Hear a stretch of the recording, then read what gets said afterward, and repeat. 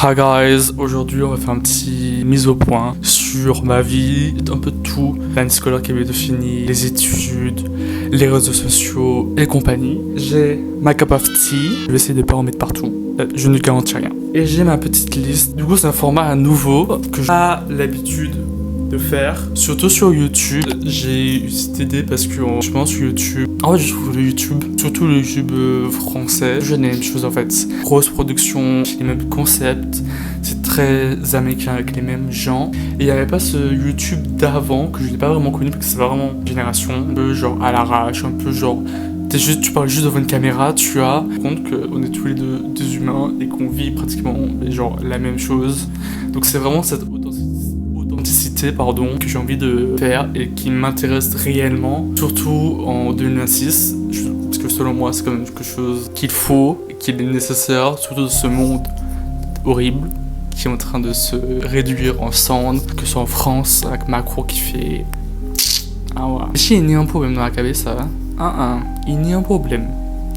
Surtout aux États-Unis avec Trump et compagnie qui... Hey, je vais pas faire un cours de géopolitique là, mais vous m'avez compris.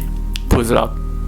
Je sais pas vraiment que même quand au loin vous m'entendez et que c'est pas chelou. En fait, j'ai pris mes écouteurs. J'ai pas les moyens de me payer une caméra, surtout quand je débute sur un truc. Parce que je suis capable d'acheter une caméra et que je dis non, j'ai pas envie. Robin, t'as vu le prix de la caméra, donc non. Donc tu vas te débrouiller avec les moyens que tu as actuellement. Et après, si tu commences à vraiment faire ça quotidiennement et à genre tu kiffes ce que tu fais, là tu vas acheter une caméra et tu vas travailler pour acheter une caméra. C'est trop beau le thé. Le premier truc que j'ai mis dans ma liste, c'est mise au point. C'est mes années et fin. Pour les gens qui ne savent pas, donc je pense qu'il y a beaucoup de gens qui ne savent pas parce que j'ai que 12 abonnés sur cette chaîne. Donc après, il y a mes potes dessus. Voilà. Je suis actuellement en terminale en Martinique. Je suis martiniquais. J'ai toujours vécu ici.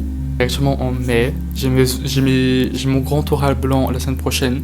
Jeudi et vendredi prochain, je n'ai pas travaillé. En fait, j'ai mes idées, compagnie, mais il faut vraiment que je rédige et que j'apprenne. C'est bientôt la fin de l'année et c'est vraiment genre un cap. Parce qu'après, t'as fini ton année en fait. Tu passes aux études sup et à Parcoursup et compagnie. Pourquoi je fais des vidéos sur YouTube? En fait, je fais surtout ça, juste pour laisser des traces. Ça, quelques années plus tard, il me dit regarde ce que t'as fait, heureusement que t'as fait ça, genre. En vrai, je trouve que l'année est passée quand même très vite. En vrai, ça va me faire bizarre. Surtout parce qu'en fait, je suis obligé de partir en France pour poursuivre mes études. Parce que ce que je veux, il n'y a pas en Martinique, je veux faire des études d'art. Et il n'y a pas ça en Martinique, il y a le campus caribéen des arts, mais c'est pas ouf et c'est pas exactement ce que je veux faire. Parce que j'ai mis sur Parcoursup des licences d'art plastique, des licences d'ASER anglais. Donc c'est mes 2 SP. Mais j'ai vraiment un truc d'art. Parce qu'en fait, j'ai passé le concours pour les beaux-arts, mais j'étais refusé. Donc voilà, un portfolio que j'ai fait sur TikTok, tout ça pour rien.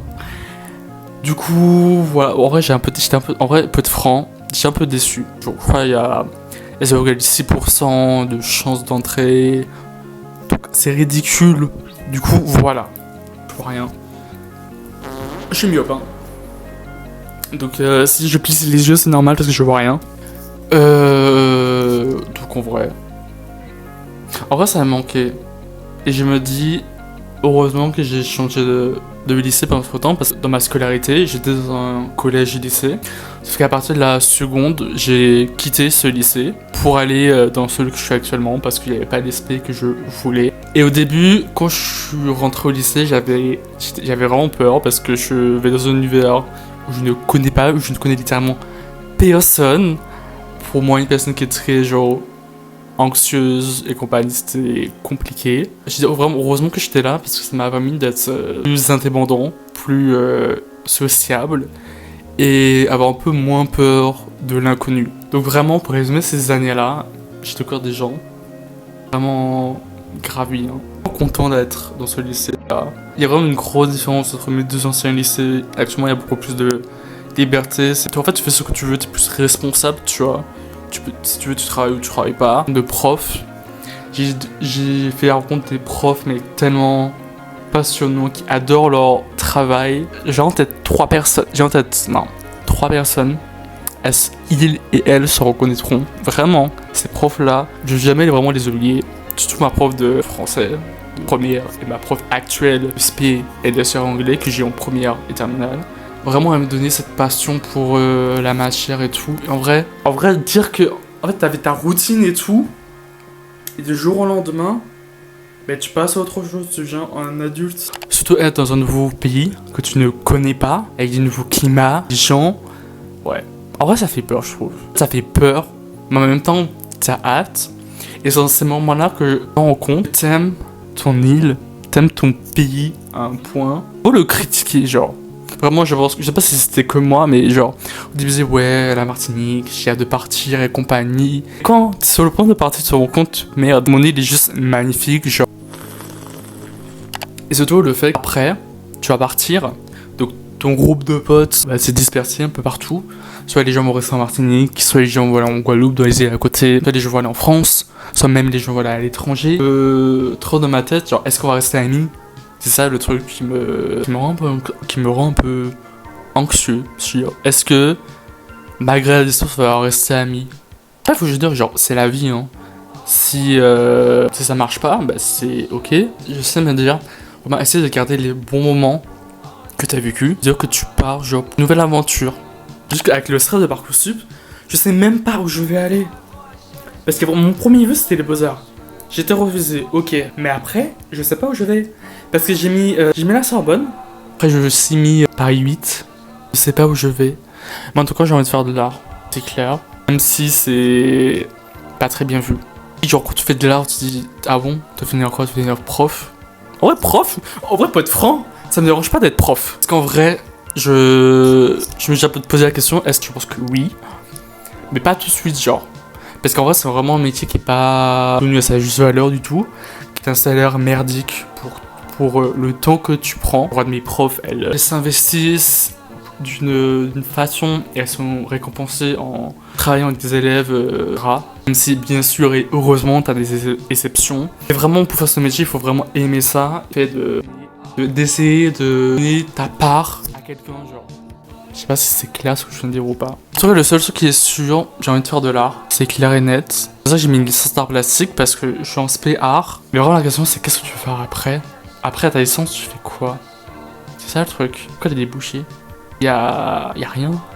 Genre, quand je dis y'a rien, y'a pas rien en train de déboucher. Mais genre, t'es pas informé sur le fait d'après, tu vois. Après, moi, je sais que j'ai énormément de chance parce que j'ai des parents sensibles et qui m'ont jamais forcé à faire un truc que je n'aime pas, tu vois, surtout pour le métier. Généralement, je sais, surtout aux Antilles, genre, ils disent ouais, tu fais quoi? De l'art? Ah, ok.